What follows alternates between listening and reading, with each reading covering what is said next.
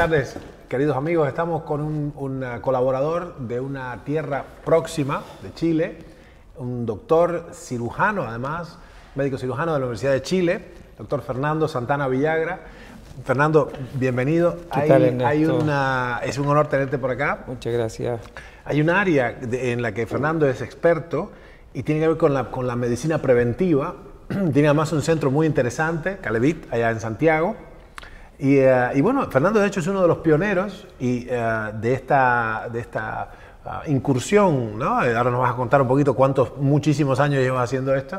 Y de hecho me acaba de obsequiar hace unas pocas horas una tesis, nada menos que sobre los ácidos grasos, una visión profunda y una revisión sistemática de las, vamos a decir, las actuales verdades científicas acerca de nada menos que los ácidos grasos, de una enorme importancia en la salud para los años que vienen. O sea, ha sido muy vilipendiada la grasa, en particular las grasas saturadas y todo esto, ¿no? Así que bueno, Fernando, es un tremendo placer tenerte acá, un gran orgullo además, y me encanta que podamos conversar de estos temas. Tenemos una audiencia instruida y culta, así que vamos a pasar un buen rato con esto, ¿no? No, muchas gracias, Ernesto, por esta invitación, y la verdad que creo que es una tremenda oportunidad de educar. Es un proceso de aprendizaje. La verdad que el estar acá uno nunca termina de aprender, aprende de los pacientes, aprende de los colegas y de investigadores tan interesantes con todo lo que tú estás haciendo acá en tu centro.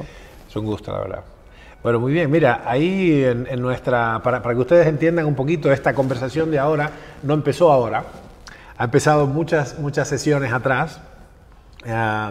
De hecho, en un congreso que hicimos, no sé si el segundo o tercer congreso de terapia metabólica del cáncer, y Fernando ha contribuido unas interesantísimas ponencias, y yo quisiera, en términos de lo que nos convoca acá, establecer para nuestra audiencia cuál es nuestro sentir al respecto. Y hemos coincidido con Fernando en que, dado que hay una correlación inversamente proporcional entre la edad biológica, es decir, mientras menos vitalidad tenemos, más cáncer hay y más enfermedades degenerativas, paga, por así decirlo, o es esencialmente importante que entendamos la especialidad, el mundo en que se mueve Fernando, para entender qué medidas concretas podemos tomar en nuestras vidas ahora, en este próximo tiempo que se avecina, para defendernos de todas estas enfermedades. Yo quisiera preguntarte, para arrancar, sobre el concepto fundamental de la carga alostática, que tú me has descrito en otras ocasiones, para que el público entienda a qué presiones estamos sometidos los organismos vivientes, ¿no? Sí, yo creo que una de las primeras cosas que llama la atención, particularmente me llamó, que la mayoría de los congresos que uno asistía eran congresos de enfermedad. Y decía, bueno, ¿por qué no se hacen congresos de salud? En general en medicina siempre estamos acostumbrados a hablar de enfermedad y no de salud. Claro. Y en ese concepto, la verdad que avanzando en la integración, me pareció interesante lo que hoy día se define en medicina más de precisión, este concepto de carga alostática, es decir, nuestro organismo, que es limitado, tiene una capacidad de respuesta, ya sea en un sistema nervioso, en un sistema, la parte neurológica, metabólica, hormonal, cardiovascular, bastante limitada. Claro. Y de alguna manera la carga, es decir, la presión que nosotros hoy día tenemos por distintas circunstancias, la parte emocional, la parte nutricional, la parte de nuestra suplementación, claro, la parte de virus, bacteria, etcétera, nosotros tenemos una carga que el organismo va a responder limitadamente a esa situación, y principalmente con un elemento que es el factor de estrés, claro, que está presente, ¿no es cierto?, con sus distintas, las distintas etapas del estrés, y de qué manera, de acuerdo a cómo yo estoy preparado o no preparado, voy a responder patológicamente. Lo que a ti te estresa, posiblemente a mí no me estresa, claro, y al revés. Y cómo tu organismo va a responder, o el mío va a responder, es diferente. ¿Qué tenemos que seguir nosotros haciendo para poder prevenir en esta línea de respuesta individual, en una medicina personalizada, para actuar desde la prevención? Claro. Sí, tú me recuerdas cuando describes este concepto de la carga alostática, me recuerdas nuestro origen. O sea, este concepto tuyo me trae a la narrativa general de la biología evolutiva, y donde estos organismos que ahora habitamos son el resultado de muchos, cientos de millones de años de evolución, en que hemos estado expuestos a innumerables acechanzas del medio ambiente, etc. Casi todas, pienso yo, con una resolución física, porque digamos, las acechanzas del mundo de hace 13 millones de años para los homínidos, o hace 250.000 años para los Homo sapiens, eran todas físicas. Había que combatir, preservar a la tribu, preservar el fuego, cubrirse de las inclemencias, correr delante de los tigres de dientes de sable, etc. Y de pronto ahora, con todo por supuesto, la cascada de efectores hormonales, cortisol, adrenalina, etc., y todas las funcionalidades, con el específico propósito de prepararnos motoramente, físicamente, y las reacciones, mismo las relaciones de la pupila, etc. Sin embargo, las acechanzas de nuestro mundo son diferentes. Requieren de nosotros, si uno recibe una carta, documento del gobierno de la ciudad, hoy recibimos un documento de la policía, donde nos decía que por favor en breve entregáramos las memorias de todas nuestras cámaras de video de afuera, porque había habido un robo en la zona y querían ayudar a la investigación, etc. El mero hecho de recibir sentado en el escritorio una carta, una sencilla misiva, en realidad que no es una agresión, a todo el mundo que la vio en nuestro centro, todo el mundo le apretó el estómago. Entonces de pronto tenemos un montón de adrenalina, de cortisol y de hiperglucemia para algo que no requiere para nada un movimiento físico, correr y pelear, de fight or flight response. Y entonces ahí yo pienso que hay un choque, digamos, una disrupción alostática desde el punto de vista en que tenemos una respuesta físicamente desmesurada para una agresión moderna que nada tiene que ver con lo físico, ¿no? Ese es el gran problema que hoy día estamos viendo en la civilización actual, o la descivilización actual, donde de alguna manera nos viene persiguiendo el león permanentemente. Por lo tanto, desde tener que responder frente a la sociedad, frente a la familia, frente a lo personal, y vivimos con un permanente carga alostática más allá de que el cuerpo puede responder en la etapa aguda, porque un estrés agudo, bienvenido sea, en la medida que yo voy a producir un movimiento, un cambio, pero cuando estoy sometido permanentemente a estas situaciones, al organismo no le queda otra que enfermar por alguna de las vertientes de acuerdo a nuestras predisposiciones o las cargas epigenéticas que en un momento determinado nos vemos. Claro. Ahí me gustaría que nos recordaras, en una de nuestras conversaciones con Fernando hemos revisitado ese antiguo esquema del síndrome de adaptación general de Hans Selye. ¿Podrías describirnos, por favor, estas fases de la adaptación y qué consecuencias tiene el estrés sostenido? Si bien es cierto, hoy día a veces se definen 4 fases, pero inicialmente la primera fase, que es una fase de alarma en la cual huyo o de alguna manera me vaya a quedar yo atrapado. Luego viene una segunda etapa de adaptación y luego puede 2 o 3 fases distintas del agotamiento.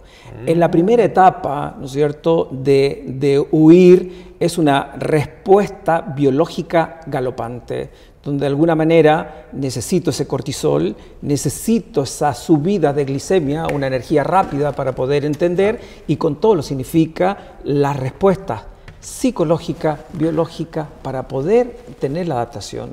Luego viene una segunda etapa en que el organismo dice, mira, por ahora me voy a adaptar. ¿Hasta qué punto me adapto? O ya empezamos con síntomas subclínicos, enfermedades subclínicas a manifestarse, y luego viene una etapa posterior de agotamiento general. Entonces, cuando uno entiende la respuesta biológica integrativa de todos los factores del estrés debido a una carga alostática, evidentemente que la enfermedad clínica o subclínica es lo primero que nos empieza a aparecer. Claro. Interesante.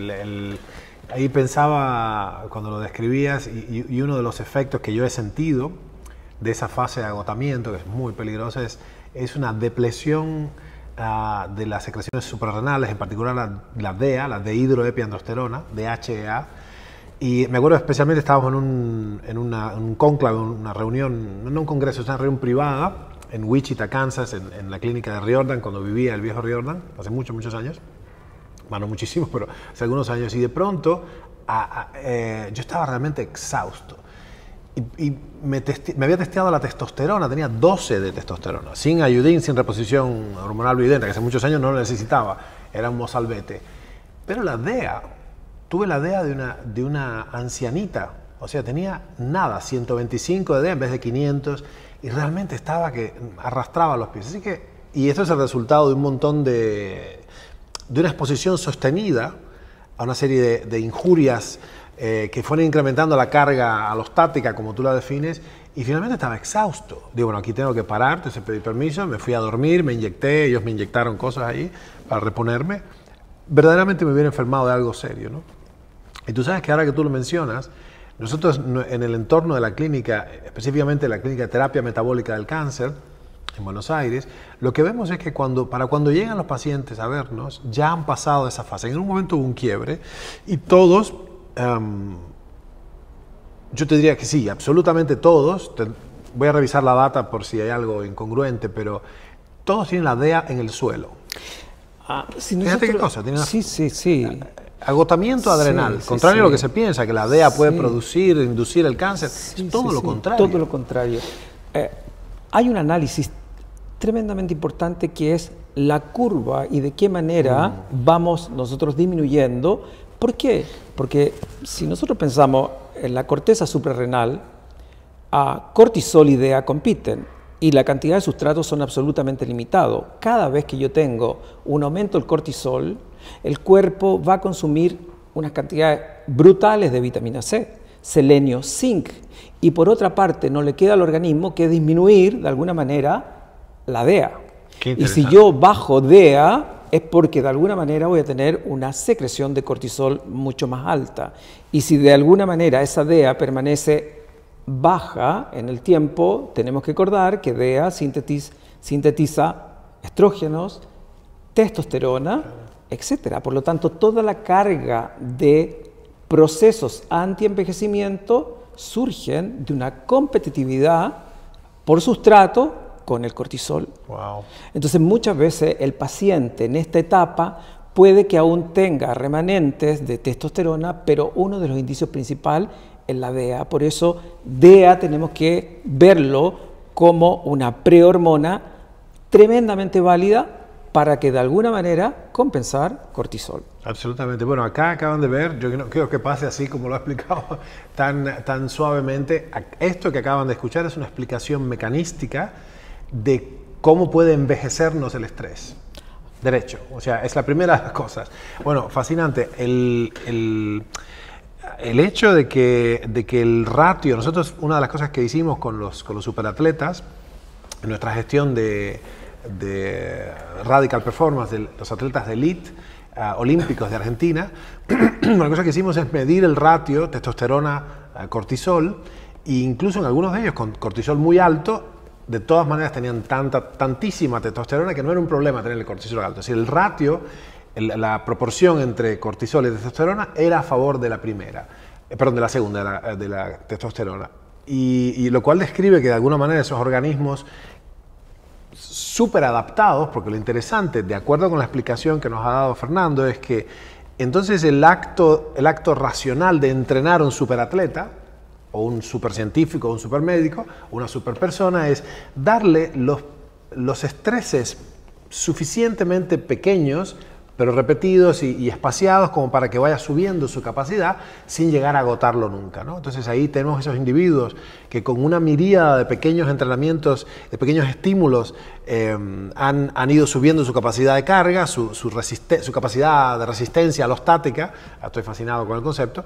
Y entonces tenemos gente que tiene tanta DEA y tanta testosterona que no importa el cortisol es un elemento más para estar en estado de pelea, ¿no? Muy interesante explicación. Esto cuando podamos vamos a retomar esto, porque estas distinciones que has traído son tremendamente importantes. Y por supuesto, como ya verán en pantalla dentro de poco, porque les sobreimpondremos el gráfico, esto es algo que, esta distinción se puede medir y pesar, lo cual me encanta. Es una medicina muy objetiva, muy robusta, ¿no?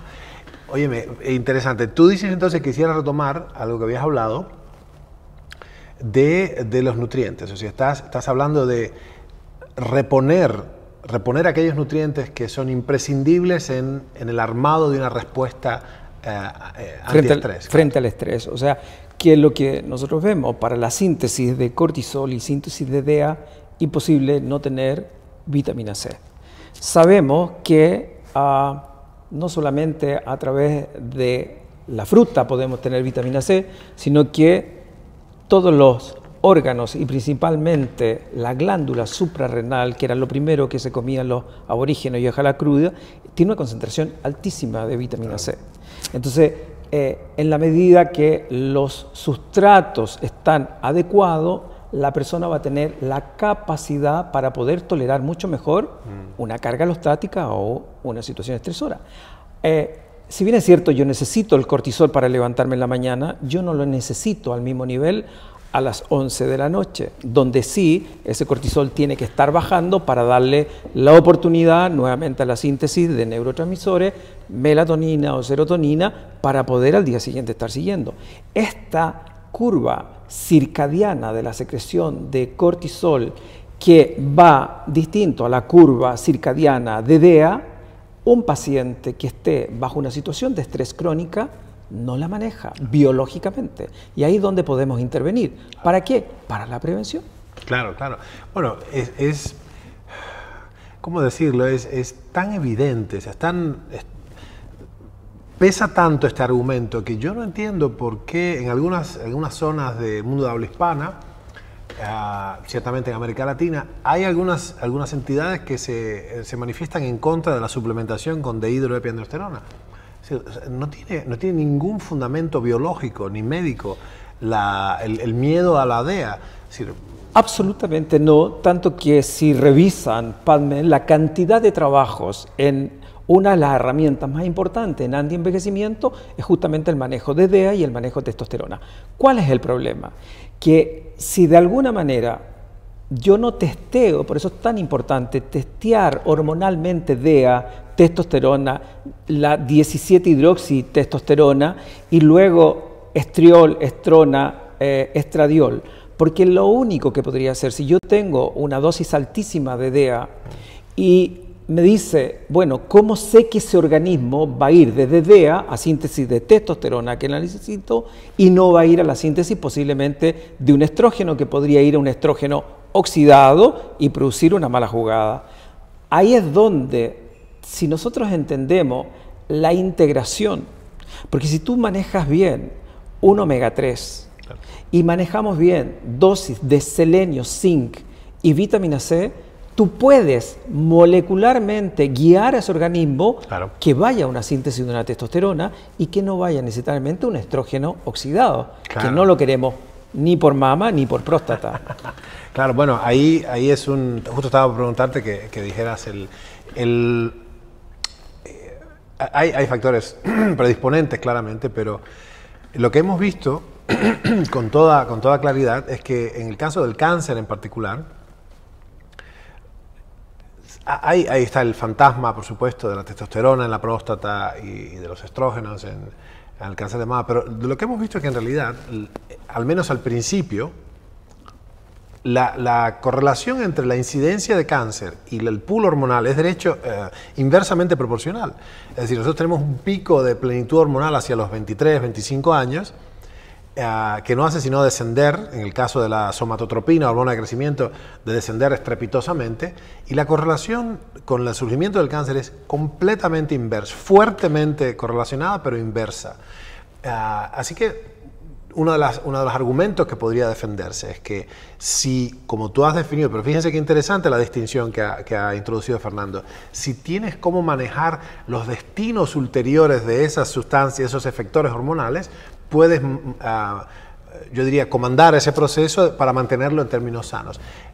Tiene que haber una suerte de salud hormonal, tiene que haber títulos conservados de hormonas y de lo otro también, ¿no? Yo creo que ahí también hay una diferencia en que en medicina preventiva o medicina antienvejecimiento lo que se pretende con el paciente es trabajar dosis óptimas. Cuando nosotros vemos los laboratorios, va a depender del tipo de laboratorio, generalmente se maneja en parámetros patológicos. En una población que también podríamos... ¿Cómo así? Explícalo cómo es. Porque cuando yo tengo la medición de un laboratorio, Los extremos, generalmente estamos hablando de extremos no necesariamente saludables. Claro. Es como el escorbuto subclínico, claro, ¿no? O sea, la dosis mínima recomendada no necesariamente es lo mejor. En hormonas pasa lo mismo. Generalmente queremos dosis óptimas individuales. Pero no normales para la edad, ahora entiendo. Y esas dosis óptimas individuales son las que tenemos que buscar en una medicina personalizada. Claro. Y en ese contexto, nosotros sabemos que a partir de cierta edad, entrando sobre los 34, 36 años, ya empezamos a bajar DEA. Luego empezamos en el hombre a bajar ya más tardíamente en forma muy gradual la testosterona. La mujer es un fenómeno mucho más marcado en este descenso de tipo hormonal y dependiendo de todo lo que nosotros estamos conversando, del sustrato, de la nutrición, va a depender mi mayor o menor descenso de una hormona tremendamente necesaria. Sabemos que sin hormona no podemos vivir. Claro. ¿Cuál es la dosis que yo necesito en un momento determinado? La dosis óptima para ese paciente. Y en una medicina de precisión no tenemos que basarnos en estos valores extremos, sino que es de qué manera podemos ofrecer a ese señor de 50 años su dosis óptima. Yes, please. Bueno, si ustedes, para que sea gráfico lo que nos dice Fernando, piensen en el análisis clásico de, qué sé yo, el Z-score, el grado de mineralización de los huesos. Entonces, fantástico. ¿Cómo me dio el análisis, el centellograma, lo que fuere? ¿Cómo me dio el análisis del estado de mis huesos? No, le dio normal para la edad y usan el percentilo. La cuestión es, lo que es normal en una persona que está malnutrida, que está pobremente ejercitada y que tiene un declinar hormonal no atendido por un experto como Fernando, es normal, es decir, es un hallazgo frecuente estar con osteopenia, pero de ninguna manera es bueno eso. Así que hay que desembarazarse de la tiranía, digo yo, de la normalidad. Y bueno, como tú dices, pero hay un concepto que tú sucintamente pones acá, que es que tú te rebelas, por lo que me dices, tú te rebelas ante el declinar espontáneo, natural de las secreciones endocrinas y estás planteando por definición que nosotros tenemos pleno derecho de seguir siendo rozagantes y hormonalmente fuertes a cualquier edad. Yo creo que ha sido uno de los avances y el nivel de investigación es alto en medicina de longevidad activa, entender el concepto de hormonas bioidénticas. Durante muchos años demonizar este concepto de hormona, uno lo entiende en la dinámica porque muchas veces eran hormonas no bioidénticas con una cantidad enorme de efectos secundarios.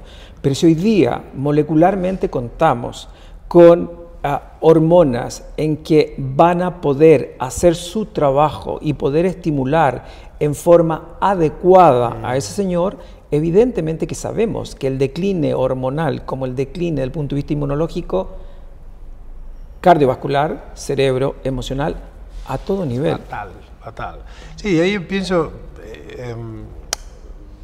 digamos, lo que me suscita esto es, ¿dónde empezó esto? Y cuando te escuchaba definirlo de esta manera tan clara, pasa que estos conceptos a los que tú has arribado no se enseñan en la universidad. Esto no es el standard of care, no es a esto tú has arribado por tu interés y por tus investigaciones y por tus ensayos y errores, ¿no?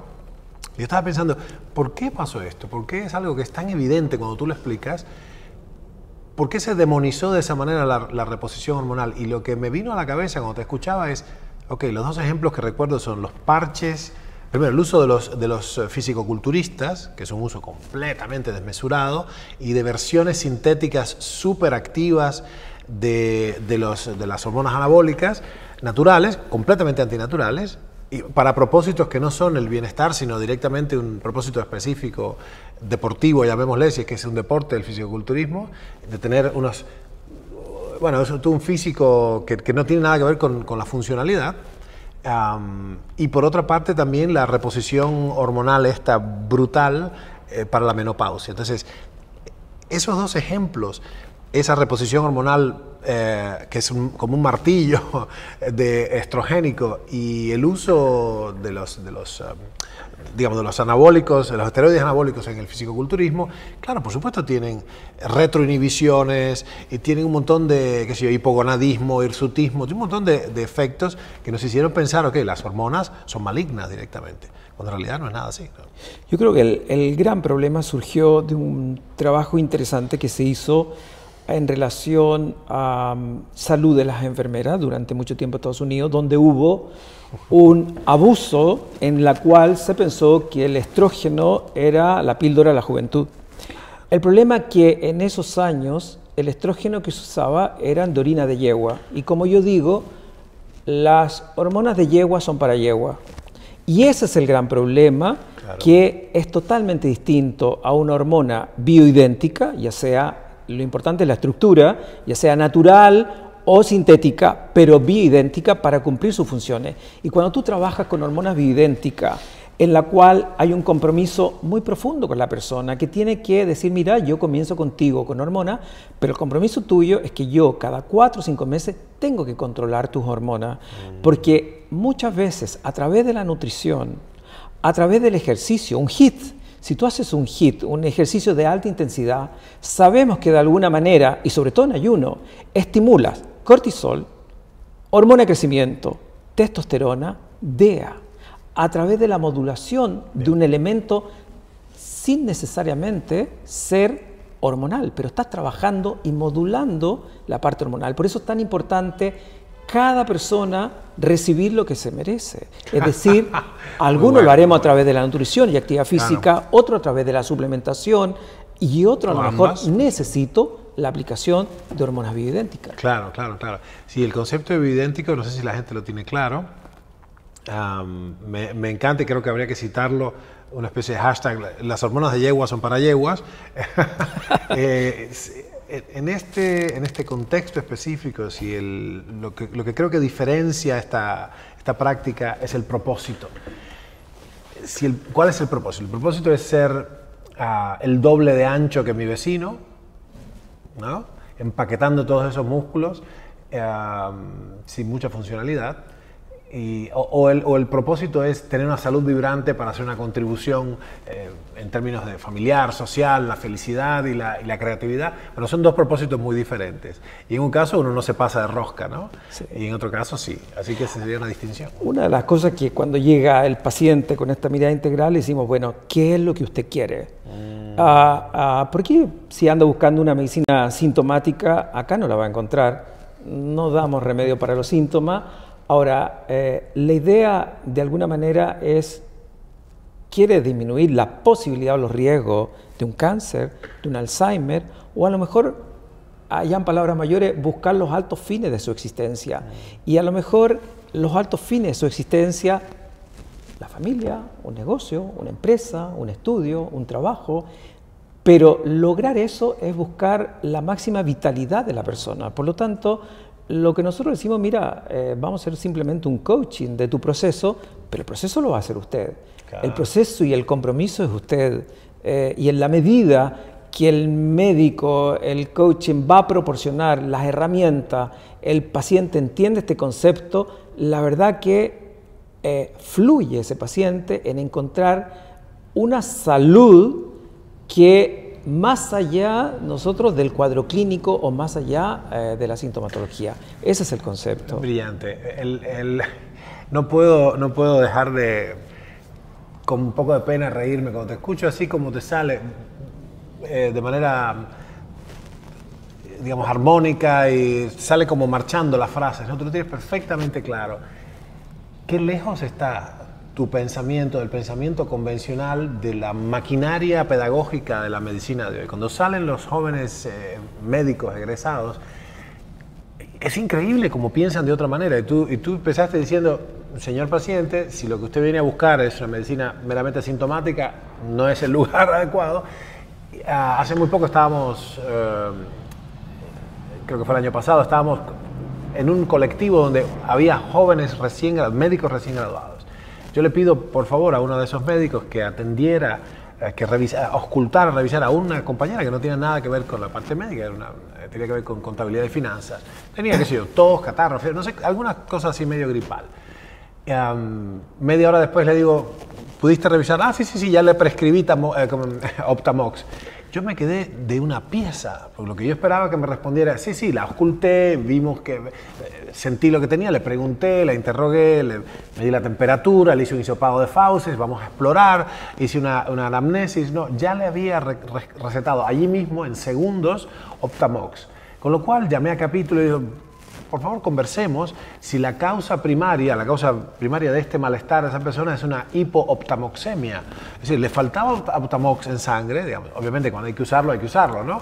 Pero y eso me reveló, para mí fue una sorpresa, me reveló cuál era un gatillo inmediato, cuál es la estructura o el protocolo mental de los médicos que recién emergen de la maquinaria pedagógica actual. Entonces, ¿cómo se llega a tu concepción de la medicina? Yo creo particularmente que tocaste un tema, es qué se está enseñando, cuál es la metódica y qué es lo que nosotros pretendemos. Vuelvo a repetir, hoy en día, si yo busco una medicina centrada en la patología, centrada en lo que significa la Big Pharma, recetar no te lleva más de 5 minutos. Por lo tanto, entiendo al colega que de alguna manera él está preparado para una entidad clínica, independiente que a lo mejor sea bacteriana o no sea bacteriana, por lo tanto, frente a esto, un resultado. Porque eso no te lleva más de 5 o 10 minutos. En cambio, educar, formar, cambiar estilo de vida, la verdad que no está preparado el centro, porque yo voy a preparar un médico que a lo mejor sea capaz de atender, no sé, 2, 3 o 4 pacientes en un tiempo determinado. Acá partimos al revés. Cuando llega el paciente con una cantidad de exámenes enorme, le decimos, mire, lo que más me interesa es usted. Los exámenes me van a ayudar a saber cómo está usted por dentro. Pero primero, si yo no entiendo quién es la persona que tengo al frente, en el mismo cuadro clínico de un cuadro agudo respiratorio, ¿qué factores hizo para que esa persona de alguna manera cayera en un cuadro respiratorio? X, ¿no es cierto? Factores. Vamos a poder entender eso. ¿Qué puedo yo poder ayudar? Evidentemente que dar una medicación sintomática, por más que sea un antibiótico, es una tarea que saca del paso, pero ¿para qué lo estoy dando? Como un gran médico me acuerdo que decía, ¿usted para qué quiere mejorarse? ¿O quiere mejorarse para seguir pecando o quiere mejorarse para trascender? Va a depender del sentido terapéutico y esta relación tan estrecha entre médico-paciente. Claro. Bueno, muy interesante, ¿no? Yo no puedo menos que recordar al gran naturópata chileno Lesaeta Charán, creo que Manuel Lesaeta Charán. Y un hombre, bueno, muy interesante, creo que era abogado o algo así, y que además por su mano, que era, bueno, la naturopatía era una disciplina muy peculiar, por su mano pasaron mucha gente interesante que en aquel momento no tenían otra manera de curarse. Estamos hablando de la época anterior a los antibióticos, bueno, una cosa muy interesante, ¿no? Y ahí esto creo que ha influido en la cultura, de alguna manera subyace en la cultura, quiero creer, chilena, ¿no? De la medicina chilena. Por otra parte, cuando yo te escuchaba hablar y pienso en los procesos, pensando en esta heurística, digamos, de cómo se llega a el resultado anecdótico de esto es, esa persona a la que me referí, cuando la testeamos excretaba menos de 10 miligramos por decilitro de ascorbato en orina, el zinc era inexistente, tenía groseras deficiencias de todas las vitaminas del complejo B, además de eso tenía una glucemia de 130 en ayunas, ¿okay? Además estaba fatigadísimo porque además una persona que estaba separada de su familia por una cuestión política en los países vecinos, las repúblicas actuales. Y además de eso, el exudado de fauces, que igual le hicimos hacer, vino negativo, tenía una virosis, ¿no? Así que bueno, no es solo el sujeto bajo el cuidado de este médico que ha sido adiestrado, y uso la palabra como si fuera adiestramiento, como si fuera un monito de circo, ha sido adiestrado para prescribir rápidamente en 5 minutos, como describe Fernando, la bala de plata de ese bicho que se supone que tiene, sino que también hay repercusiones. Los profesionales de la salud que operan inconscientemente, también contribuyen, por ejemplo, al decremento de la eficacia de los antibióticos en el planeta. Y eso es un asunto responsable, un asunto importante, ¿no? ¿Cómo podemos saltar esto? ¿Qué cosas habría que agregar? ¿Cómo tú reformarías la enseñanza de la medicina? Claro, cuando se revisa particularmente eso, posiblemente se proyecta que de acá 20, 30 años más ya no vamos a poder dar algún antibiótico, porque de alguna manera el nivel de resistencia va a ser tan grande que, por favor, cuidemos antes de eso, particularmente antibiótico. Y lo otro es entender en la formación universitaria, más bien el pensamiento crítico, porque lo técnico tú lo puedes aprender, pero en la medida que tú empiezas a dudar, e incluso tus mismos profesores, pues sabemos que en medicina estamos rodeados de una cantidad de mitos, ¿no? Vitamina C te va a producir cálculos renales, vitamina C, como tú dices, una orina acraria, etcétera, etcétera, etcétera. Y de colegas que realmente cuando tú dices con qué base lo están diciendo. Por lo tanto, reformular, me acuerdo en alguna cátedra universitaria que alguna vez quisimos hacer algo distinto, me decía, la directora mía me dice, me parece muy interesante tu idea, pero introducir un concepto nuevo en una estructura tan rígida como una universidad es tan grande que la verdad que tampoco nos queremos arriesgar.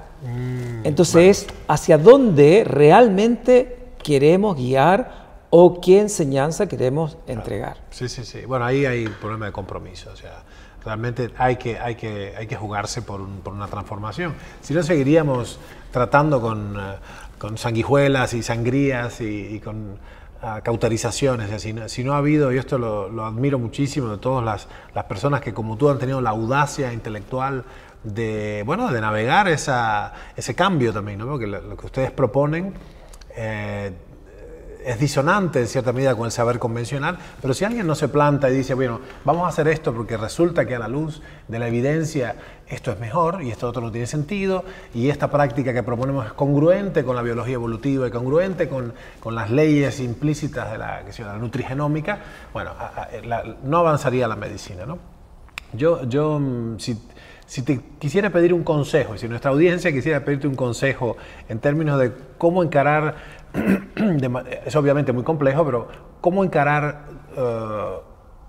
por más que consejos, más que tips, como suelen pedir las comunicadores, yo lo que pediría es la visión de Fernando en términos de cómo abordar el cuidado de la salud de uno mismo, entendiendo que mi compromiso es con una vida plena y rica y productiva, ¿no?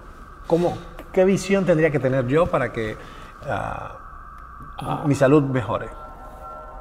Yo creo que lo principal es que uno tiene que ser consecuente en lo que ha estudiado, consecuente en lo que piensas y practicar lo que uno hace en sí mismo, en lo cercano y en el paciente. Claro. Y en esa línea, la verdad que hoy día al avance de todo lo que significa la investigación translacional, que es complejísima, porque muchas veces el bioquímico ve un área, el médico clínico ve otra área, el investigador ve otra área, la nutrición ve otra área, pero y hoy día nosotros pretendemos, ¿no es cierto?, desde una enseñanza universitaria, que ojalá vamos a la supraespecialización. Y esa supraespecialización tiene un sentido en un momento determinado, pero en un momento determinado.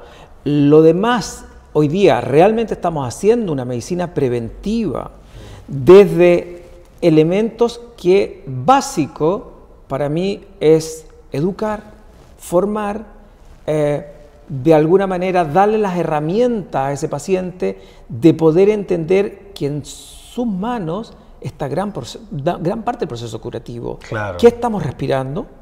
¿Qué estamos tomando? ¿Qué estamos comiendo?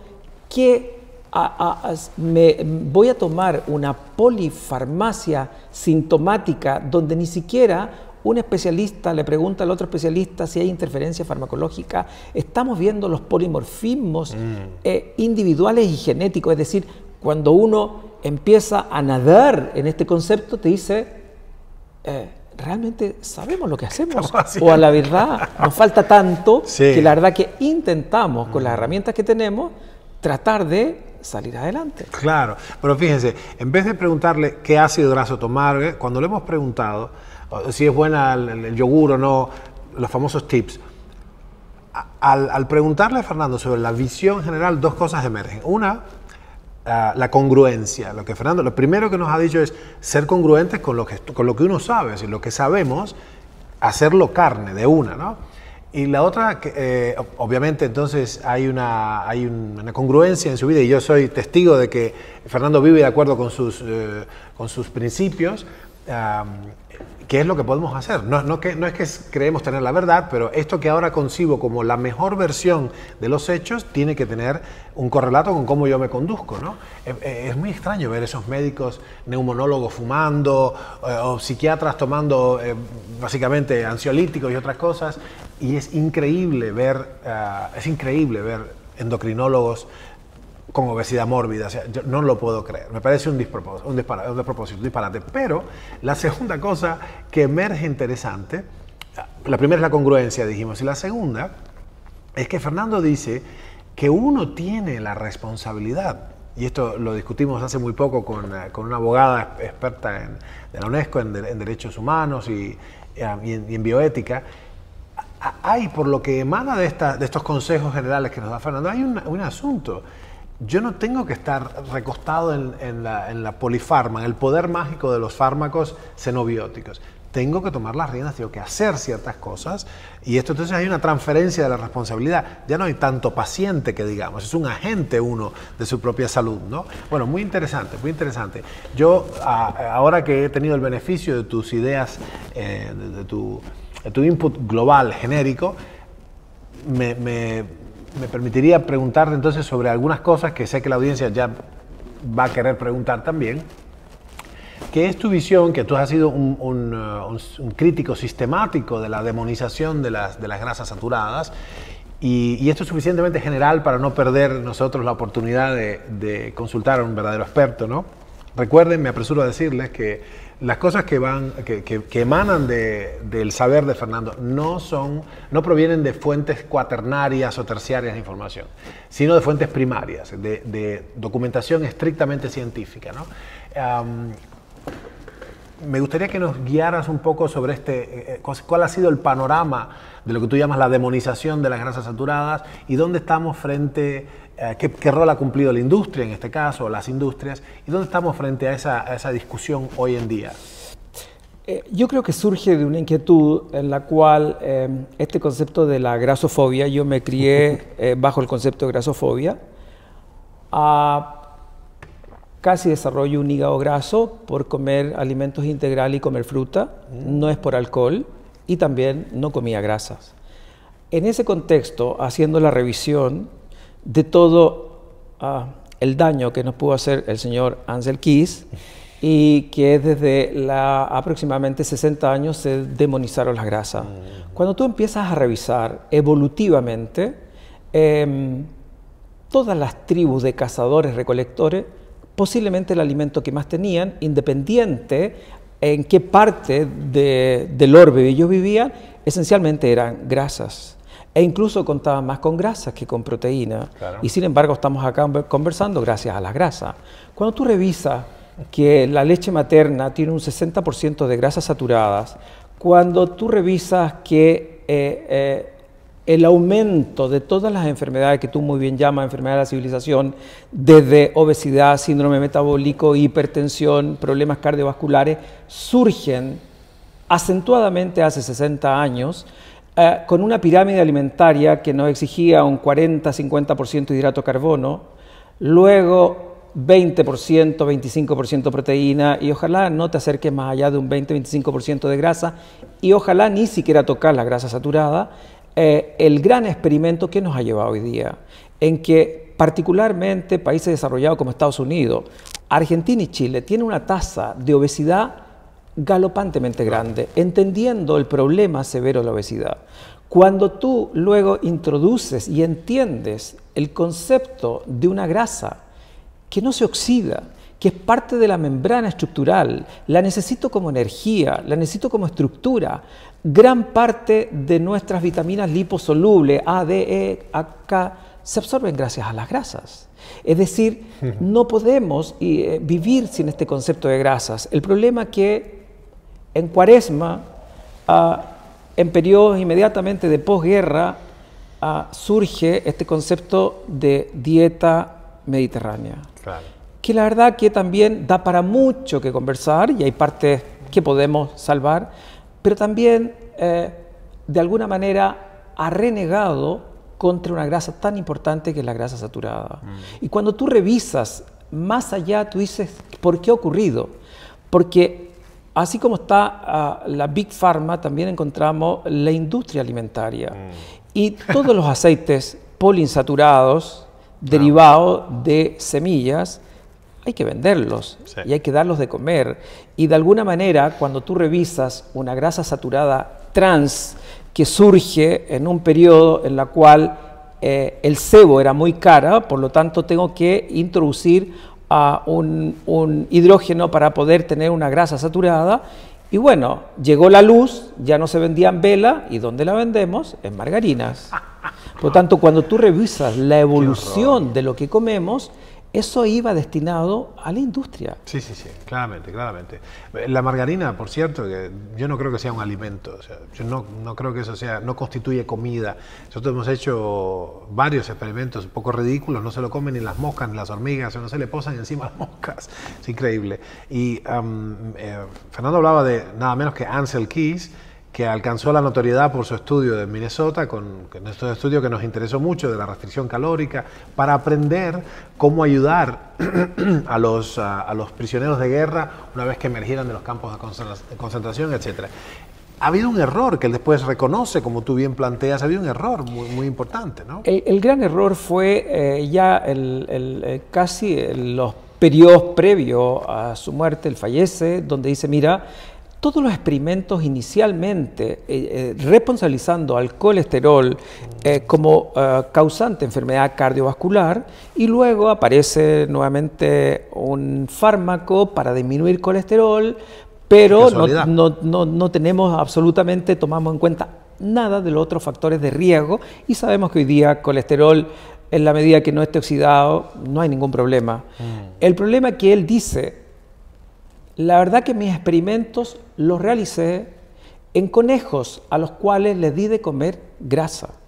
Cuando uno entiende que el conejo es herbívoro y tú le das grasa, evidentemente que ese conejo va a enfermar. Sí. Pero nosotros no somos conejos. Por tanto, él dice, mi teoría es válida siempre y cuando ustedes sean conejos. Ese es el gran problema. Sí, yo pensaba, ahora me lo corregiste, yo pensaba que he usado cobayos, conejillos de Indias, ¿no? No sé si eran conejos. Usó conejos. Bueno, ahí está. Bueno, ellos tienen su capacidad de síntesis, pero claramente le está dando una comida que nada tiene que ver con lo que justamente es una violación nutrigenómica para el conejo. Bueno, y si fuera, nosotros hemos visto nuestra experiencia con los cobayos, de hecho, que tienen el mismo problema, la hipoascorbemia congénita, la anascorbemia congénita del género humano y los homínidos, y se mueren de escorbuto, abruptamente los cobayos. Así que ni hablar de tener un modelo equivocado, ¿no?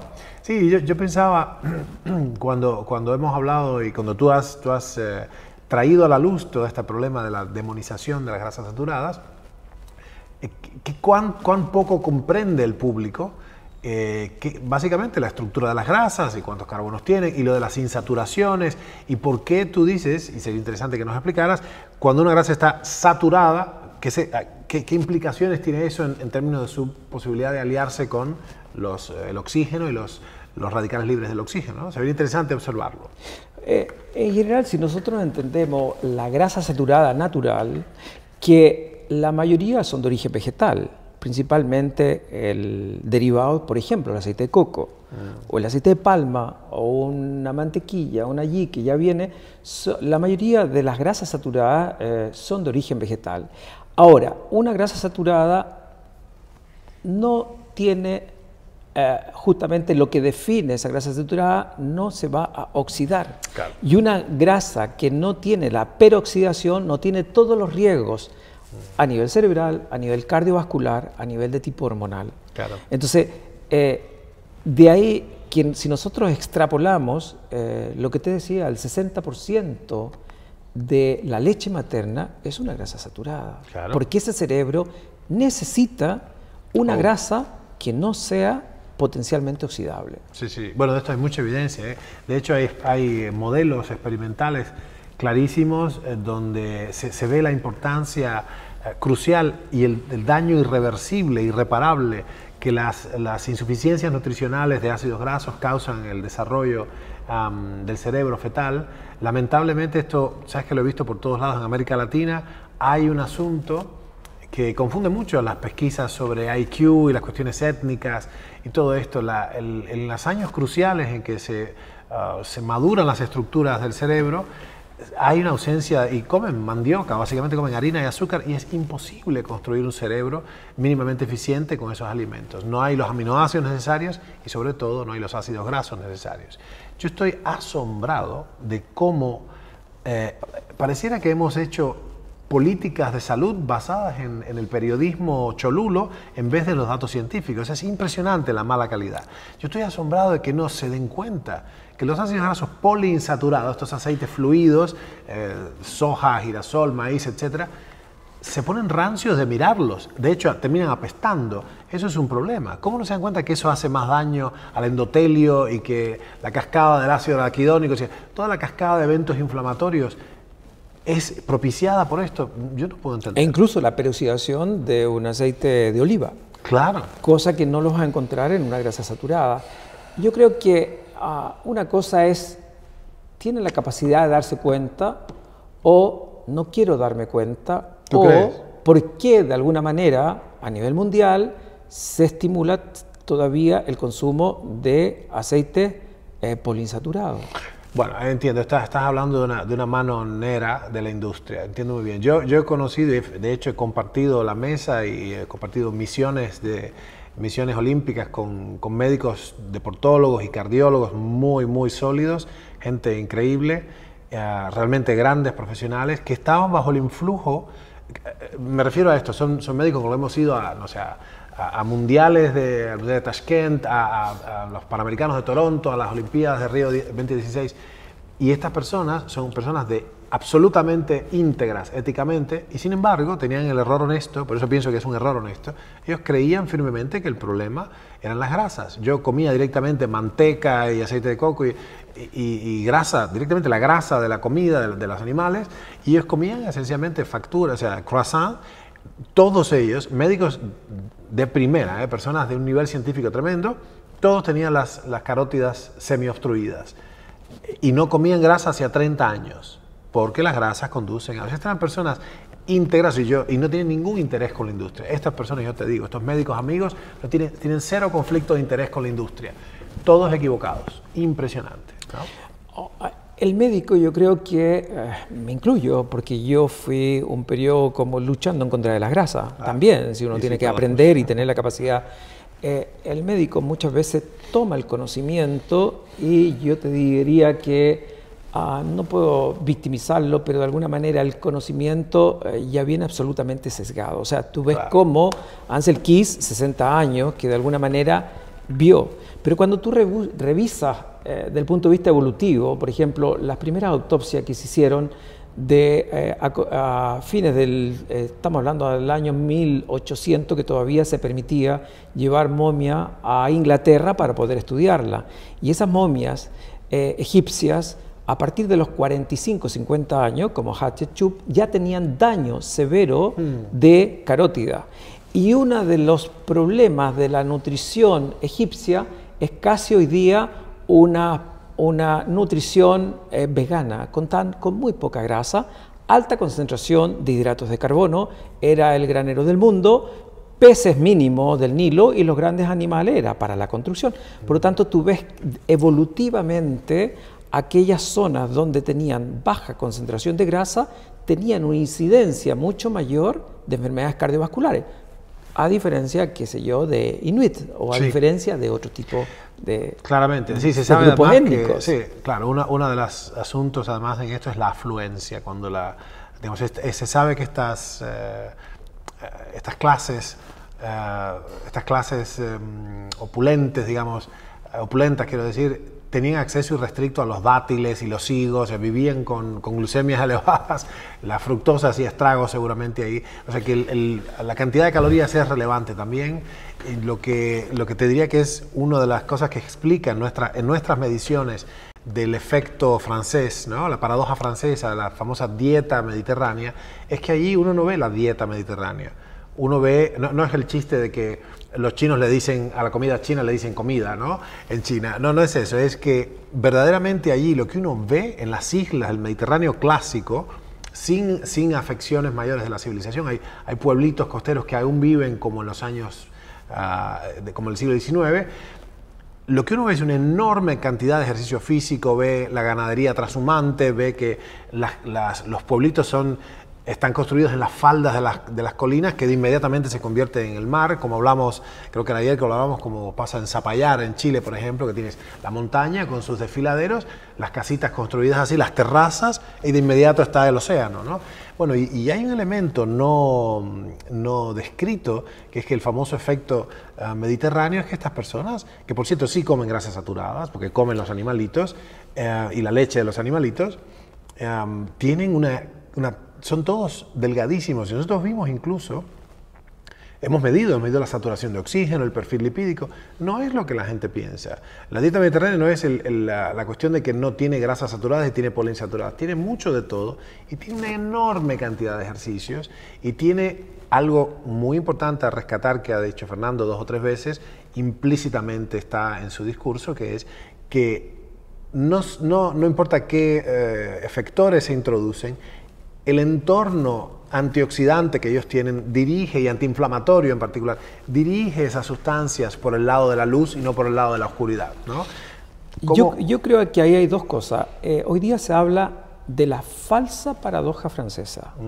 Es una paradoja francesa en la medida que nosotros pensamos que el problema es grasa y colesterol, cosa que no lo es. Por lo tanto, eso es una falsa paradoja francesa, y ahí te das cuenta que el problema tiene que ver con hidrato, el problema tiene que ver con insulina alta, el problema tiene que ver con glicación del colágeno y no por las grasas. Y segundo, la verdad que cuando hablas de dieta mediterránea sola, aislada, tú dices, ¿de qué Mediterráneo me estás hablando? La griega, la española, etcétera, la turca. Por lo tanto, es un estilo de vida mediterráneo. Claro, y claramente. No lo que es la dieta. Y el estilo de vida mediterráneo es lo que tú describes, en la cual hoy día se habla de un estilo de vida mediterránea con alta concentración de grasas. Claro. Casi no consumen azúcar porque no tenían la caña ni la remolacha. Peces, actividad física permanente para poder lograrlo. Sí. Comidas frugales, sí. Comida de la tierra, es decir, es un estilo de vida mediterráneo. Sí. Y la cardiología convencional, o más bien la medicina convencional, toma la dieta mediterránea como la dieta antienvejecimiento. O sea, háblame de estilo de vida mediterránea en un contexto de habitante mediterráneo. Yo, un paciente, ¿no es cierto?, a un inuit, le doy una dieta mediterránea y se me enferma el otro día. Por lo tanto, también hay que ver la respuesta individual del grupo étnico donde yo lo voy a aplicar. No, claramente, yo te escuchaba y me acuerdo, hay un sesgo también en lo que constituye, lo que ellos creen que constituye la dieta mediterránea. Hay un sesgo en todo sentido. Cuando vas ahí ves que ellos sí comen muchos animalitos, que sí son ganaderos, pero es trashumante, el problema es que no lo ves, y que lo que ellos relatan es como decir la comida japonesa. Y si le preguntamos, piensen, 1, 2, 3, ¿la comida japonesa es? Sushi, por supuesto. No, para nada. No tiene nada que ver. O sea, el sushi es una construcción culinaria que apenas se usa. En realidad, lo que comen en el Asia son estos caldos, estas sopas. Ellos desayunan algo que es una sopa con las verduras cortadas. Es decir, nuestra idea de la dieta es completamente... tiene un sesgo cultural. Lo que comen en las islas del Mediterráneo, nosotros hemos estado allí testeando y midiendo en el curso de nuestra investigación. En Córcega, por ejemplo, Córcega es una isla donde, como digo, las laderas de las montañas casi se confunden con el mar, se precipitan en el mar, y en el interior hay unos 320 pueblitos de unos 90 habitantes en promedio, que las calles son todas escaleras. Creo que la única calle derecha es la calle principal del pueblo, ¿no? Usualmente. El esfuerzo, por eso cuando Fernando habla de estilo de vida, es exactamente la definición que habría que darle. Para replicar ese fenómeno mediterráneo, habría que hacer todo el ejercicio sistemático que ellos hacen, básicamente asumir la frugalidad que ellos exhiben, como tú dices, y realmente entender ¿qué partes de la dieta estamos nosotros en condiciones de incorporar, ¿no? Otra cosa que hacen es que también vimos el proceso de obtención de esos...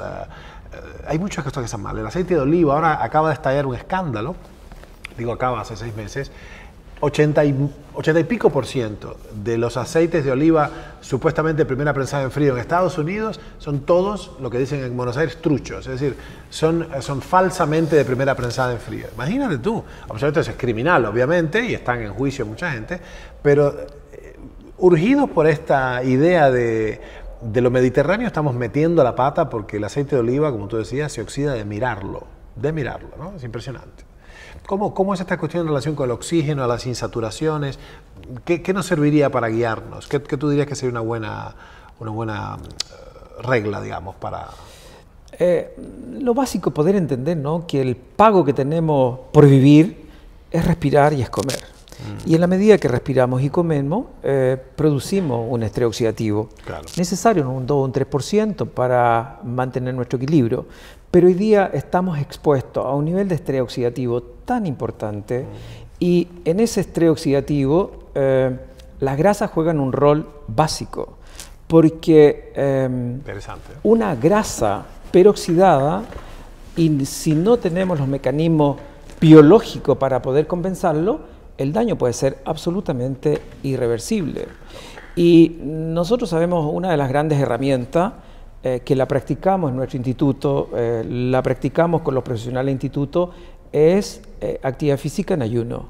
Y cuando nosotros tenemos una actividad física en ayuno, metabólicamente preparamos al paciente, nos preparamos, y la verdad que es asombroso de qué manera todo este concepto de la glicación de las proteínas, todo el concepto de la glicación a nivel neurológico y en la prevención, nosotros creemos que el ayuno es casi parte de la nutrición, claro, a pesar que sonara que es no nutrición, pero creemos que el cuerpo tiene la capacidad de nutrirse de sí mismo y además estamos haciendo un regalo que claro, es estimulando el gen de células madre y te puedes estimular en ese proceso toda la línea del anti-aging. Claro, claro.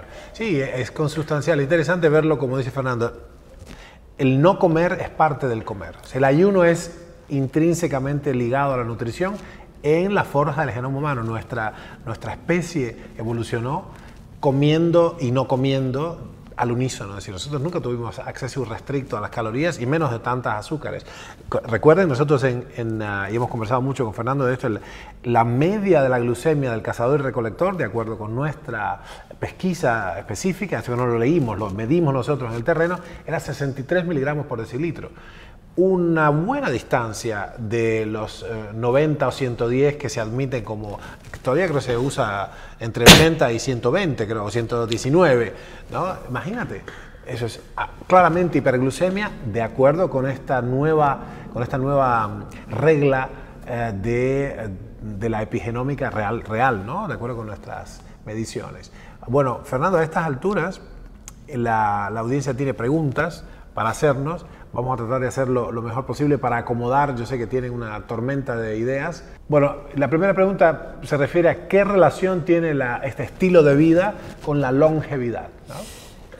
Hay un registro que en este momento se lleva en Europa. Son 6 países que están participando, principalmente Canadá, Estados Unidos, Alemania, España, Francia.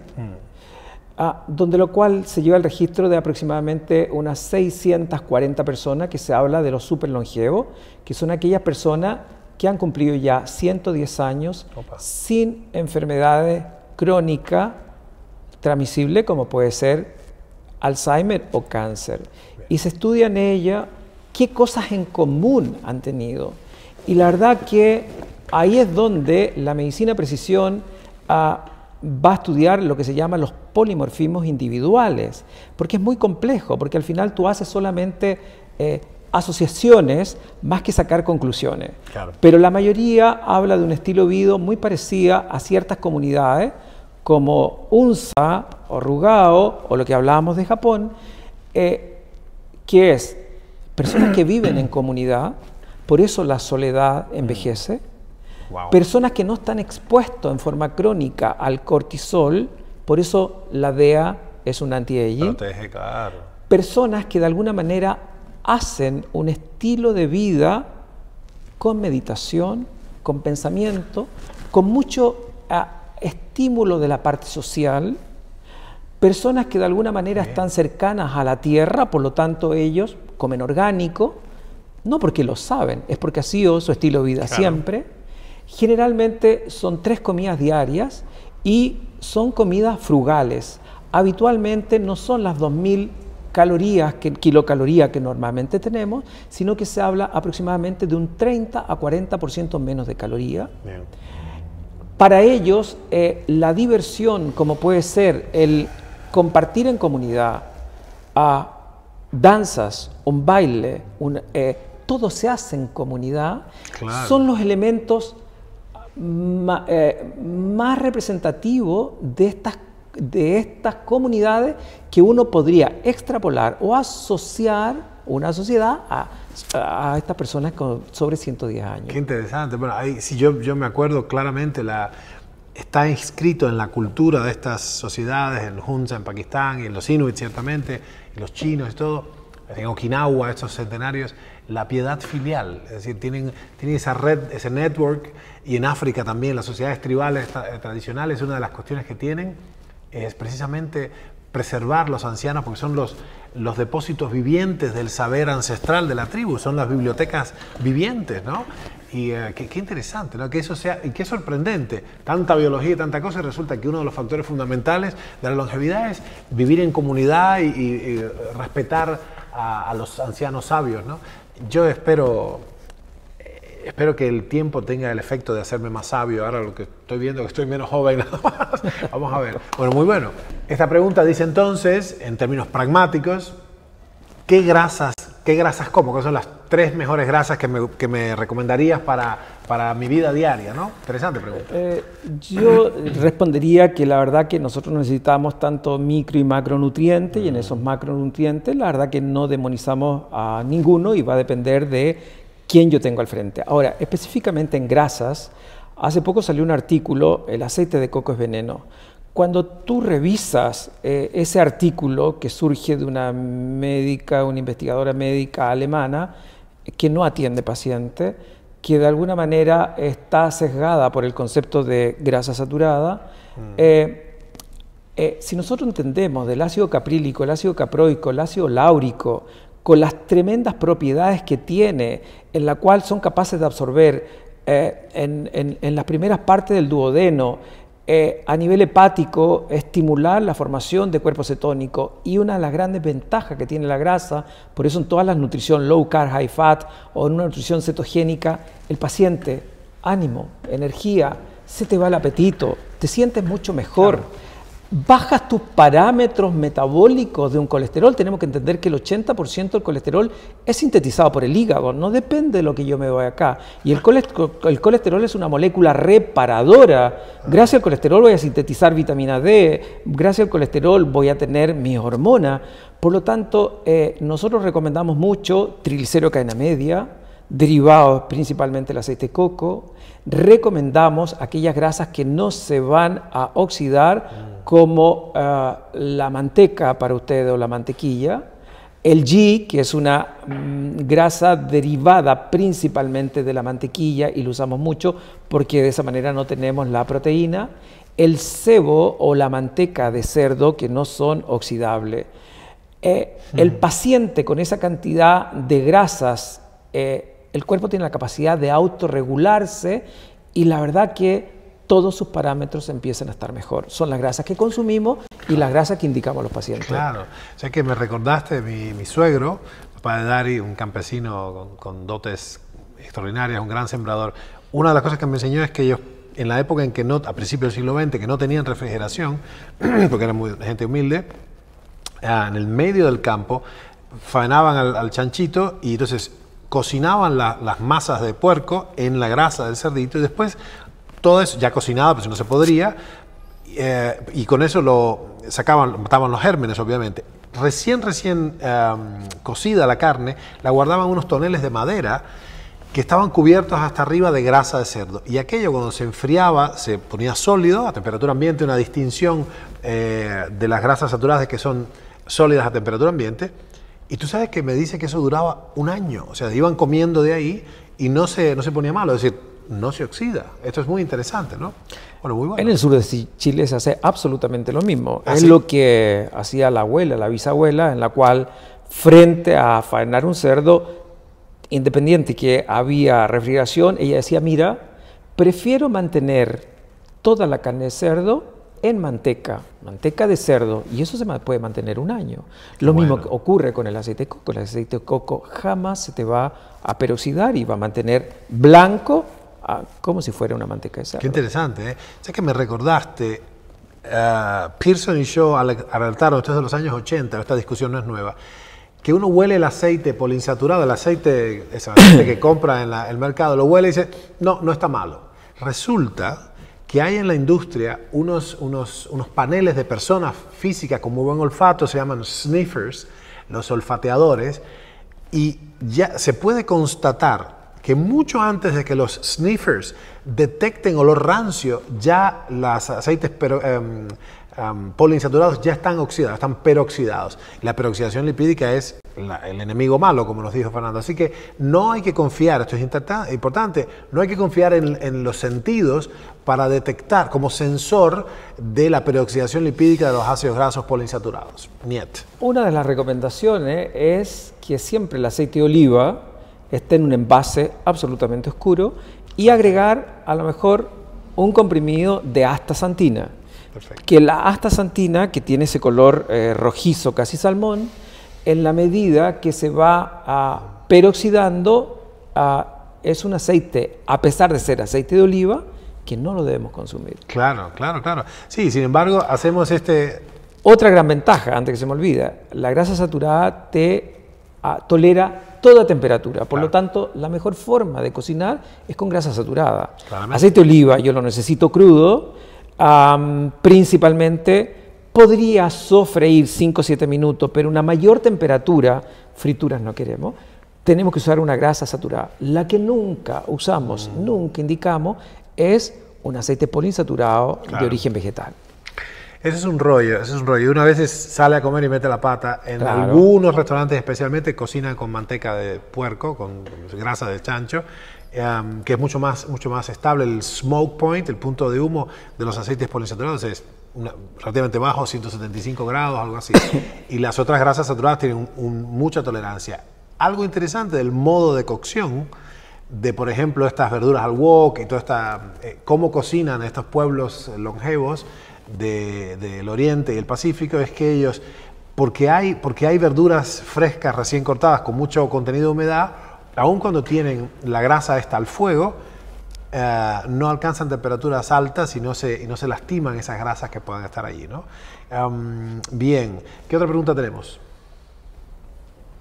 Ok, vamos a tomar una pregunta más para no abusar del tiempo de Fernando, que está atareadísimo.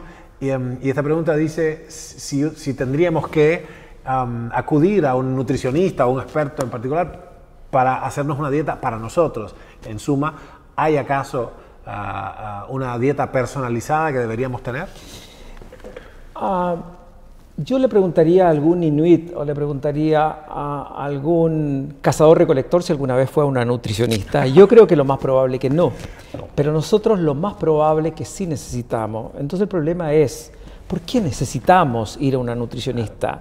Y la respuesta yo creo que iría en ¿qué nos está ofreciendo hoy día la sociedad?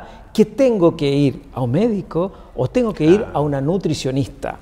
Y en ese contexto hoy día estamos siendo tan agredidos por la propaganda, por la televisión, por los mercados. Hoy día asociar comida a felicidad, asociar la comida a estas áreas primitivas de recompensación. Sabemos que de alguna manera nuestra sexualidad, los receptores cocainérgicos, los receptores adrenérgicos del placer, entonces hoy en día comer se ha transformado en uno de los grandes placeres. Por lo tanto, en ese contexto, a lo mejor sí tenemos que ir a una nutricionista. El problema es que creo que falta tanto en nutrición que intentamos una nutricionista evolutiva, es decir, aquella nutricionista que es capaz de salirse de la caja convencional, necesitamos contar calorías, siendo que tenemos la capacidad nosotros de autorregular nuestro metabolismo. Posiblemente sí, si le hago caso a la USDA o le hago caso a las pirámides alimentarias que te dicen 40, 45, 50% de hidrato de carbono, 30, 20, 25% proteína y no te acerca a la grasa. Por supuesto que sí, porque esa pirámide es una pirámide, digo, para salud o para enfermarte más. Entonces, en ese contexto, una profesional de la salud que entienda la dinámica evolutiva, que entienda lo que significa la nutrición evolutiva y respetar tus genes, y no una nutrición que respete la industria, por supuesto que la necesito, sabiendo que vamos a tener que avanzar mucho más en una nutrición personalizada. Hoy día estamos hablando de nutrigenómica y nutrigenética, estudios tremendamente válidos, pero ¿están preparadas las colegas para entregar una información con un examen nutrigenómico personalizado? Entonces ahí es donde la tarea es tan grande y lo que queda por hacer, que es seguir educando. Claro, claro. Bueno, me parece que está muy claro, no hay muchísimo más que agregar. La propia disciplina de la nutrición tiene que ser revisada profundamente. Yo creo que hasta ahora los nutricionistas menos formados lo que han sido son contadores de calorías, ya tienen un ábaco, porque además la demanda del cliente es esencialmente quiero bajar de peso o algo así, ¿no? Así que bueno, queda clarísimo. Esto es un tema fascinante, no alcanzamos, creo que generamos más, vamos a suscitar más preguntas que certezas. Realmente es un tema fascinante y profundísimo. Sirva esto, mis amigos, de inicio de una conversación y esperamos poder tener otras muchas tardes importantes e inolvidables con Fernando Santana Villagra. Muchas gracias, Ernesto, gracias a ti. Gracias a ustedes, igual, gracias.